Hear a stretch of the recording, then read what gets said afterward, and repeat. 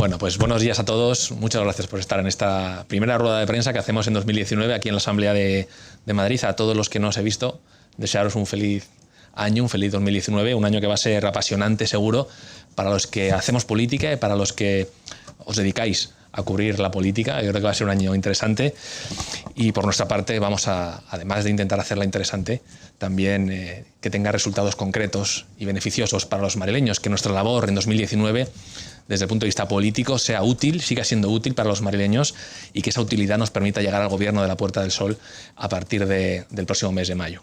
Hasta entonces, pues quedan todavía 4 meses de legislatura, una legislatura de la que ya hemos hecho balance en juntas y en reuniones anteriores y en ruedas de prensa anteriores, pero que todavía hay que ponerle el broche. Hay que ponerle la guinda a esta legislatura, una legislatura que para nosotros será la legislatura de la utilidad, pero que todavía tiene pendientes temas que nos preocupan. Nos preocupaban antes, en 2018 y 2017 y 2016, y nos siguen preocupando ahora. Uno de esos temas que nos preocupan tiene que ver evidentemente con la sanidad, y en concreto con lo que sucede cada año cuando llegan estas fechas y las urgencias, los hospitales se saturan. El año pasado, de hecho, preguntamos al gobierno regional sobre este asunto, cómo era posible que año tras año se acumularan los casos de gripe en las puertas de los hospitales y hubiera pacientes hacinados compartiendo espacios muy reducidos con otros pacientes, etc. Y nos dijeron que era un tema puntual, que había sido imposible de prever y que se comprometían a ofrecer soluciones de cara a este año. Bueno, pues ha llegado la gripe a la Comunidad de Madrid y seguimos con las mismas urgencias colapsadas, con los mismos problemas y, lo que es peor, con las mismas excusas del gobierno regional. Seguimos, por tanto, en el día de la marmota. En la sanidad pública madrileña, cuando llegan episodios de gripe, entonces el gobierno regional pues se ve desbordado, le pilla el toro como a los malos estudiantes, son incapaces de planificar con anterioridad y por lo tanto tenemos que ver fotos como las que hemos visto estos días, donde tenemos hospitales, urgencias directamente saturadas, colapsadas, con camas en los pasillos, con lugares, con box donde tiene que haber 4 camas, pues entre 12 y 16 camas. En concreto, pues hay datos que nos preocupan mucho en distintos hospitales de la región. Por ejemplo, me gustaría hablar del Gregorio Marañón, que en los últimos 6 años ha perdido un 20% de las camas. Un 20% de las camas. El Hospital de la Paz ha perdido 72 camas, o lo que es lo mismo, casi 2 plantas enteras de camas. Cuando además este hospital, el Hospital de la Paz, ha aumentado en 25.000 pacientes más los que tiene que atender desde el año 2012. Claro, es evidente que si reduces camas, si no pones en marcha planes específicos para cubrir estos picos de gripe, pues al final sucede lo que está sucediendo. Y lo pagan los de siempre. Los pagan los madrileños que van a sus hospitales de referencia, a las urgencias, y se encuentran con que están colapsadas. Pero no son los únicos, el Gregorio Marañón o La Paz, también el Hospital de Lenares, por ejemplo, el pasado día 3 de enero, pues en una sala para 20 personas metieron 60 personas, 3 veces más. En el Hospital Clínico San Carlos, como decía al principio, en un box donde hay espacio para 4 camas, llegó a haber hasta 12 o 16 camillas. En el Ramón y Cajal nos informan que pues es verdad que se ha puesto en marcha un plan para aumentar plantilla, para aumentar medios, pero todavía no se ha hecho efectivo. Por lo tanto, a día 14 de enero seguimos esperando a que la Comunidad de Madrid haga algo. El 12 de octubre, pues estamos en las mismas. Del día 2 al día 8 de enero, en un lugar donde tenía que haber 34 camas, pues había 70 pacientes. Claro, esto no es que sea un caso concreto, no es que sea un caso puntual, aislado de un año determinado, no, es que sucede todos los años. Y esto entonces, la única explicación que tiene es la incapacidad del gobierno para gestionar y para planificar algo que sabe que va a ocurrir, porque ocurre todos los años. Por eso vamos a pedir al Partido Popular que deje de lado las excusas, la falta de planificación, la negación de la realidad, que es lo que acostumbran a hacer, negar que esto está ocurriendo, y que ofrezcan soluciones. Por eso vamos a pedir la comparecencia del consejero de Sanidad para el primer pleno del mes de febrero, para que vengan a dar explicaciones de cómo es posible que un año más vivamos en el día de la marmota y tengamos que ver cómo nuestros hospitales públicos, a pesar de contar con 800 millones más de euros que en 2015, siguen saturándose y seguimos teniendo urgencias saturadas. Y luego otro de los asuntos que me gustaría comentar es el tema de la universidad y hacer en cierta medida balance de este último año y de cómo están las cosas a día de hoy. la crisis de prestigio y de credibilidad de la universidad ha sido tan grande y el escándalo en torno a Cifuentes ha sido tan grande que se la llevó por delante el pasado 2018. Las prisas de PSOE y de Podemos por desalojarla de la presidencia eran enormes. Había una necesidad urgente de que dimitiera y así se lo exigimos y así sucedió. Pero parece que PSOE y Podemos no tienen tanta urgencia en reformar la legislación que afecta a las universidades públicas ni en poner en marcha, junto con el Partido Popular, la comisión de investigación sobre universidades. Estamos en el 14 de enero y por un lado tenemos la dejadez absoluta de PP y de PSOE a la hora de impulsar cualquier tipo de reforma legislativa. Es decir, hemos pasado ya 3 años y medio de legislatura y ni PP ni PSOE han hecho ningún tipo de gesto para modificar la legislación que afecta a las universidades madrileñas. Por otro lado, llevamos 9 meses esperando a poner en marcha una comisión de investigación que están torpedeando de forma sistemática PP y PSOE. Es más, han llegado a un acuerdo, ambas formaciones, para que se frene la comisión de investigación de la tesis de Sánchez en las Cortes Generales, a cambio de que también se frene la comisión de investigación aquí en la Asamblea de Madrid que hemos impulsado y que preside Ciudadanos. Bueno, pues esa es la voluntad real que tiene PP y PSOE de cambiar las cosas. Pero es que ahora además han encontrado un nuevo aliado, que son los rectores. PP, PSOE y los rectores forman la triple alianza que está impidiendo la regeneración de las universidades públicas madrileñas. ¿Y por qué les digo esto? Pues miren, hace algo menos de 3 meses, el pasado mes de octubre, yo me reuní con los 6 rectores de las universidades públicas madrileñas y les pedí algo muy sencillo, muy simple, que podrían hacer ellos sin necesidad de cambiar la normativa, la legislación autonómica, simplemente con voluntad de querer hacer cosas. Yo les pedí en un documento 5 compromisos, 5 cambios concretos que les paso a comentar. El primero es que los 6 rectores de las universidades públicas madrileñas se comprometieran a elaborar, o en su caso, actualizar el código ético. Actualizarlo para adecuarlo a la realidad que hemos vivido en la Comunidad de Madrid, lamentablemente. El segundo punto que les pedimos que hicieran es que pusieran en marcha un consejo de transparencia e integridad. Un consejo para que, entre otras cosas, se ocupara de atender a las personas que de forma anónima, confidencial, denuncian posibles irregularidades en las universidades y que desde este Consejo de Transparencia e Integridad se encargarán de despachar este asunto e intentar buscarle una solución. El tercer punto que les pedimos fue que hicieran públicas y plenamente accesibles todas las tesis doctorales y los trabajos fin de máster de sus estudiantes, al menos de los estudiantes que se matriculen a partir de ahora, que fueron una de las condiciones, en definitiva, para poder matricularte.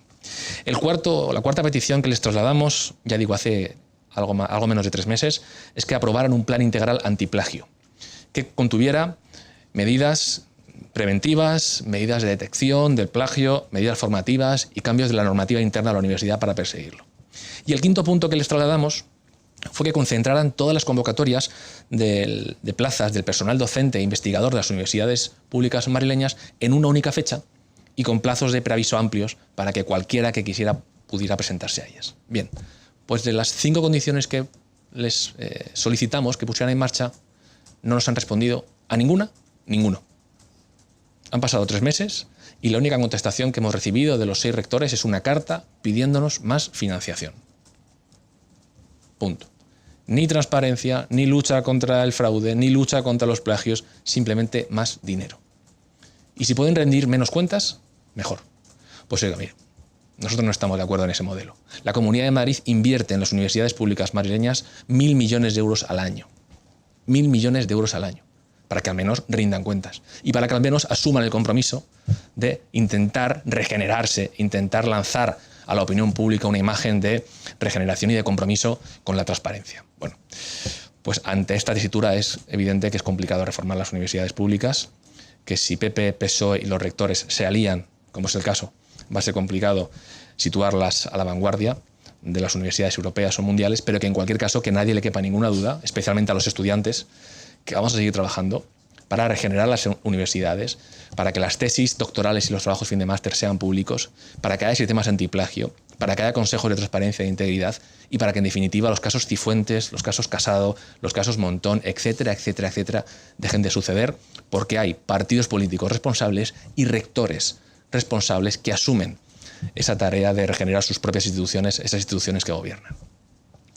Nada más, esto es lo que quería contarles. Si tienen alguna pregunta, como siempre, encantado de responder. Yo quería preguntarle también, esta semana con ocasión de la designación de los candidatos pues ha habido algunas declaraciones de una señora que está embarazada que también de su partido que quiere ser candidata a la alcaldía de Madrid. Entonces venía más o menos a decir que bueno, que todo lo que sume se da para ganar estupendamente, con lo cual no le parecía mal el acuerdo de 2 a 2, como se ha hecho en Andalucía, PP con Ciudadanos y PP con estos señores del antifeminismo. Pues, ¿a usted le da igual también? O sea, ¿usted cree que estos chicos son normales igual que los demás? Bien, yo lo que creo es que la Comunidad de Madrid no necesita extremos. Podemos situarla como la región más próspera de Europa sin extremos, sin discursos extremistas, sin radicalismos, sin posturas maximalistas, simplemente con ambición, con las ideas claras, con un proyecto y con una visión de lo que queremos que sea la Comunidad de Madrid. No hace falta irse al populismo, ni de un lado ni de otro. No hace falta recurrir al populismo para gobernar y gobernar bien, y gobernar de manera honrada, y gestionar bien el dinero público de los madrileños, y ser más ambiciosos que los últimos gobiernos del Partido Popular. Se puede hacer desde un proyecto de centro, liberal, europeísta, que entienda los problemas del siglo XXI y que no busque soluciones fáciles a problemas complejos. Ese es el proyecto de Ciudadanos en la Comunidad de Madrid. Y yo estoy convencido que la inmensa mayoría de madrileños no quiere extremos, no quiere discursos extremistas, no quiere soluciones propias de chamanes. Lo que quiere son soluciones medidas, medibles, que garanticen un crecimiento de la Comunidad de Madrid y un nuevo estadio para la Comunidad de Madrid. Yo no me conformo, y creo que como yo, millones de madrileños, conseguir otra vez mirando por el retrovisor a ver cuánto de mal lo hacen el resto de comunidades autónomas. Yo quiero empezar a compararme con las grandes regiones de Europa y con las grandes regiones del mundo. Y ahí tenemos el gap, ahí tenemos el reto. Y el próximo gobierno de la Comunidad de Madrid, si tengo el honor de encabezarlo, tendrá ese objetivo. Y todos sus consejeros también. Liderar Europa en todos los indicadores macroeconómicos, sociales, políticos, sanitarios. Madrid tiene los mimbres y el talento necesario para serlo. Yo apuesto por ello y ojalá que tengamos la confianza de los madrileños para demostrar que podemos gobernar mejor que el PP. No, pero yo lo que le preguntaba es si va a echar mano de Vox, si es necesario. A ver, si no son necesarios, hasta ahora han existido como partido y nadie los hemos tenido ni en cuenta. Pero si son necesarios, por las circunstancias que sean, ¿usted va a echar mano también de ellos? Yo confío en que no sean necesarios. ¿Y si es necesario? Confío en que no sean necesarios porque hayamos sido capaces de convencer a los madrileños de que no son buenos los extremos, en ninguna administración, en ningún gobierno en general, porque las reformas en la Comunidad de Madrid no van a venir desde los extremos. Y el que piense que la Comunidad de Madrid, el Estatuto, las grandes reformas que hay pendientes van a venir dirigidas o coparticipadas por los extremos, se equivoca. Los extremos no son capaces de impulsar grandes reformas y sobre todo de alcanzar grandes consensos. Los grandes consensos se alcanzan desde el centro y es el partido en el que está y en el que nace Ciudadanos, o en el espacio político en el que nace. Por eso creo que tenemos una oportunidad única para gobernar la Comunidad de Madrid y para demostrar que podemos conseguir reformas tendiendo la mano hacia un lado y hacia otro sin caer en demagogia, sin caer en populismos, sin caer en extremos que no ayudan a nada. De hecho, ahí lo tenemos en Europa. Cuando los extremismos crecen, la sociedad se polariza, la sociedad se parte y al final lo que consigues es simplemente discursos vacíos entre un extremo y otro y cero reformas. Sobre este mismo asunto yo quería insistir porque Villacís, la portavoz de Ciudadanos en el Ayuntamiento, sí que veía reditable llegar a alcanzar algún tipo de acuerdo con Vox en Madrid, como ha ocurrido en Andalucía. Entonces, si no fuera necesario, ¿no? Pero si realmente los números no encajan, estaría dispuesto por lo menos a contar de alguna manera con Vox. Y por otro lado, sobre las primarias de Ciudadanos, que son en enero, no sé en qué fechas son, si va a haber otros rivales o será hoy por hoy, de momento, si es el único aspirante, y también conocer si ya hay fechas de la Comisión de Investigación de Universidades, la primera sesión con comparecientes. Bueno, con respecto a esta última pregunta, todavía no hay fecha. La fecha tiene que dar la presidenta de la Asamblea de Madrid, y como todos ustedes saben, pues la presidenta no tiene a bien pues ser diligente, ágil y rápida a la hora de convocar esta comisión de investigación. No le debe interesar demasiado que se ponga en marcha. En cualquier caso, espero que sea en febrero. Y espero que tengamos al menos un número de sesiones lo suficientemente grande como para poder llamar a comparecer a las personas que queremos llamar y que esta comisión de investigación tenga un sentido. Pero ya digo que no depende de Ciudadanos. Nosotros presidimos esa comisión, pero si la presidenta de la Asamblea de Madrid no fija fecha, pues lo que entendemos es que hay un bloqueo evidente, tanto por ella como por PP y por PSOE, que no hacen nada por cambiar esta situación y convocar esta comisión, ¿no? Con respecto a las primarias, pues todavía no están convocadas en mi partido. Estamos trabajando en esta legislatura, en la última parte de la legislatura, volcados en los problemas de los madrileños, sin pensar más allá, sin pensar en quiénes serán los candidatos o o cuáles serán, bueno, pues las estrategias de campaña de cara a mayo. Pero bueno, cuando se convoquen las primarias, que imagino que serán o a finales de enero o en febrero, pues yo me presentaré a esas primarias, espero contar con el apoyo de los afiliados, porque en Ciudadanos sí que tenemos primarias, a diferencia del dedazo del señor Casado, que ha apostado por cargarse la democracia interna y elegir a dedo a los candidatos. Nosotros sí que creemos en las primarias, pensamos que es un buen mecanismo para que los afiliados decidan quién quieren tener al frente de sus partidos en cada una de las administraciones para gobernar o intentarlo. Y con respecto al panorama de Andalucía, bueno, creo que somos un partido muy previsible y lo hemos dicho en Andalucía antes y después de las elecciones. Dijimos que estamos abiertos a hablar con todas las formaciones políticas, pero que no vamos a gobernar con los extremos. Y ahí está el pacto en Andalucía, 90 puntos concretos. Por cierto, un pacto con luz y taquígrafos, no como otro tipo de pactos que firma el señor Sánchez con los independentistas y con los proetarras, donde nadie sabe cuáles son las condiciones, pero de facto hay un acuerdo tácito entre ambas formaciones políticas. Nosotros con el PP hemos firmado un acuerdo que creo que es histórico, porque pone punto y final a 37 años de gobierno del Partido Socialista en Andalucía, pone punto y final a una etapa negra y oscura para millones de andaluces que a día de hoy, por ejemplo, siguen pues en la cola del paro, siguen viendo cómo sus hijos son los primeros en abandonar la educación de toda Europa. Y este acuerdo con el PP pretende garantizar la estabilidad en Andalucía y tendrán que ser el resto de partidos políticos los que decidan si apoyan ese gobierno con ese programa específico o si bloquean el cambio y pretenden que siga gobernando Susana Díaz. Pero eso ya no nos corresponde a nosotros. Yo creo que Ciudadanos ha hecho los deberes, ha hecho lo que tenía que hacer. Firmar un acuerdo de investidura con el Partido Popular, con nadie más, y el resto de formaciones políticas tendrán que decidir qué hacer. Yo quería preguntarle sobre este mismo asunto, teniendo en cuenta que usted es un partido liberal, un partido de centro, los progresistas ya a veces les escucha menos, pero me supongo que tienden a hablar con todo el mundo. ¿Es descartable o no que depende de los votos y los diputados se pudiese repetir en Madrid lo que se hizo en Andalucía? Lo que se hizo en Andalucía anteriormente es poder pactar con el señor Gabilondo. Pues ya están metidos en una banda, que es la banda de la derecha, y ya la otra banda no existe. Bueno, yo creo que habría que preguntarle al señor Gabilondo si estaría dispuesto a hacernos presidentes en la Comunidad de Madrid y a permitirnos liderar un gobierno en la Comunidad de Madrid. Yo estoy dispuesto a hablar con todas las formaciones políticas que obtengan representación, porque lo contrario sería una falta de respeto a sus votantes, y yo tengo mucho respeto a todos los votantes. Yo no considero enemigos a los votantes del PP, del PSOE, de Vox o de Podemos, ¿no? Son vecinos en algunos casos, son compatriotas en otros, ¿no? Y lo que intento es ponerme de acuerdo. Evidentemente, con los partidos más extremistas pues es más complicado llegar a acuerdos.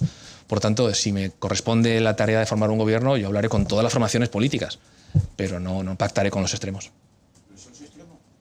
¿Cómo? ¿El PSOE es extremo? Bueno, habrá que ver. El PSOE a día de hoy está entregado en brazos del populismo de Podemos, ha pactado con Bildu, con los independentistas, RC, con Puigdemont, etc. Bueno, pues, y tiene como socio preferencial de su gobierno al señor Torra, que más de extrema derecha es complicado ser. El señor Torra nos insulta a diario a los españoles, nos llama bestias taradas y es el aliado preferente del señor Sánchez. Bueno, pues tendrá que dar explicaciones él a sus votantes. Evidentemente, cuanto más al extremo se vaya PSOE y PP, PSOE hacia Podemos o PP hacia Vox, más complicado será llegar a acuerdos con ellos, pero porque intentamos mantener una centralidad y una coherencia en nuestro discurso. Si PP decide entregarse al discurso de Vox y el PSOE quiere seguir entregados en brazos de Podemos, serán sus votantes los que decidan si seguir apoyando eso o no.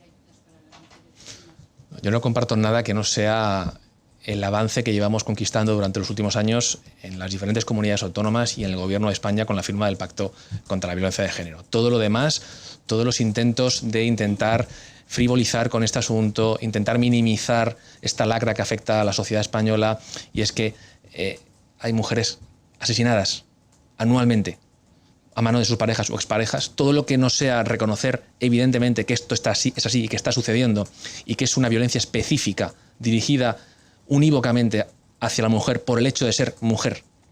Porque cuando yo salgo a correr, a mí no me violan. Porque cuando yo salgo de fiesta, a mí no me meten en un portal y me violan. Por eso se trata de una violencia específica contra ellas, contra las mujeres.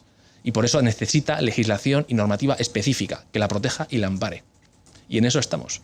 Y si el PP quiere blandear con el asunto, y si el PP quiere entregarse a manos o en brazos de Vox para intentar no sé muy bien qué, pues está en su derecho. Yo no lo comparto. Seguiré defendiendo la lucha contra la violencia machista en cada minuto que pueda, porque mientras que sigan muriendo mujeres asesinadas a manos de sus parejas, habrá que seguir construyendo unas legislaciones, una normativa y unos planteamientos que pretendan o que busquen erradicarlo.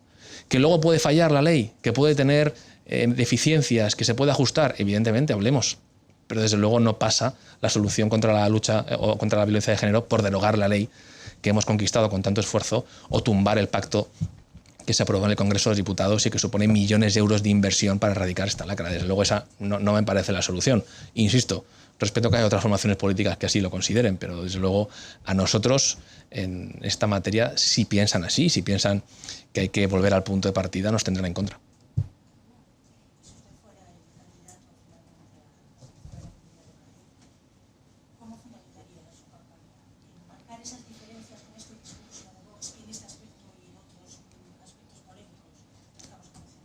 Bueno, a diferencia de otros partidos políticos no tenemos que dar bandazos. Si es que nacemos en el centro político, creemos en Europa, creemos en la libertad, creemos en la igualdad de oportunidades, por tanto no tenemos que estar moviéndonos ni siendo tácticos en el día a día, es simplemente mantenernos firmes y fieles a lo que somos y por lo que estamos aquí. Y nosotros tenemos un objetivo claro para la siguiente legislatura y es, como he dicho al principio, trabajar para convertir la Comunidad de Madrid en la región más próspera de Europa. Ese es nuestro objetivo, ese es nuestro ámbito de actuación. Hacia ahí van a ir volcados todos los esfuerzos de la próxima legislatura del Gobierno, si nos corresponde liderarlo. Y a partir de ahí, bueno, pues creo que las diferencias son evidentes y se irán haciendo evidentes a medida que avance los próximos meses y la campaña electoral. Mientras que algunos pues, prefieren, ya digo, irse a los extremos, nosotros entendemos que la inmensa mayoría de la gente está en el centro, que quiere gobiernos y políticos moderados, sensatos, dialogantes, que busquen consensos y sobre todo que sean útiles. Útiles. Mi único objetivo en la Asamblea de Madrid, igual que de mis compañeros, es ser útil a los madrileños. Son ellos los que nos pagan el sueldo y trabajamos aquí para intentar llegar a acuerdos, para poner en marcha reformas como las que hemos conseguido en los últimos años y para demostrar que los políticos no estamos para generar problemas, sino para resolverlos. ¿Vale? Gracias a vosotros.